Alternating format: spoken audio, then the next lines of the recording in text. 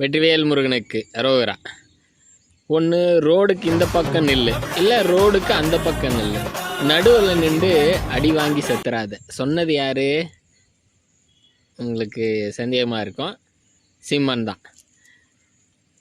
என்னென்னா, இந்துவாக இருக்கிறவன் தமிழனாக இருக்க முடியாது, தமிழ் பேசுகிறவன்லாம் இந்து கிடையாது அப்படின்னு சொல்கிற சீமானு ஒரு நாளையும் அவன் கட்சியில் இருக்கிற முஸ்லீமை கூப்பிட்டு, நீ முஸ்லீம் உருது பேசுகிற, நீ ஒன்றும் உருதுக்காரனை தவிர்த்து நீ ஒன்றும் முஸ்லீம் கிடையாது, உருது பேசுகிறவன் தான் அப்படின்னு என்றைக்கும் சொன்னது கிடையாது.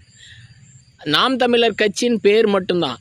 ஆனால் அந்த கட்சியில் எல்லாமே தமிழர்களுக்கு எதிரான வேலைகள் தான். தமிழர்கள் இந்து மதத்தை பின்பற்றுறாங்க, அவனுங்களுக்கு ஒரு மதம் இருக்குது, கடவுள் இருக்குது, அவனுடைய பாரம்பரியம் பண்பாடு கலாச்சாரம் இருக்குது, அவனுடைய உணர்வுகளை புரிந்து தான் நடக்கக்கூடிய இந்த நாம் தமிழர் கட்சி.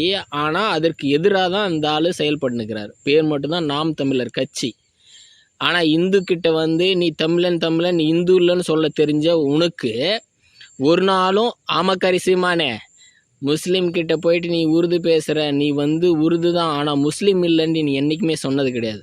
அவனுக்குன்னு மதம் இருக்குது, அவன் சிறுபான்மை மதம்னு சொல்லுவேன், முஸ்லீம் மதம்னு சொல்லுவேன். ஆனால் தமிழ் பேசுகிற இந்துவை நீ இந்துன்னு சொல்லியிருக்கியா? சொன்னது கிடையாது. அதுதான் தமிழ்நாட்டில் 8 அடி உயரத்திருக்கிற கல்லை, தூணில் இருக்கிற கார்த்திகை தீபம் தூணை சர்வே கல்லுன்னு ஏமாத்துறாங்க பாரு. அந்த காலத்தில் தான் அந்த மாதிரி தான் இருக்குது. நீ இலங்கையில் போயிட்டு ஆமக்கறி தின்ன, AK-47 சுட்டேன், கப்பலில் இருக்கிற அரிசியை கொள்ளடிச்ச, இந்த மாதிரி எல்லாம் பெரிய வீர வசனம் பேசிட்டு உன் கட்சியில் இருக்கிறவனா ஏமாற்றலாம். தமிழர்களுடைய இதிகாசங்கள் அது என்னைக்கான சுட்டி காட்டி நீ பேசியிருக்கியா?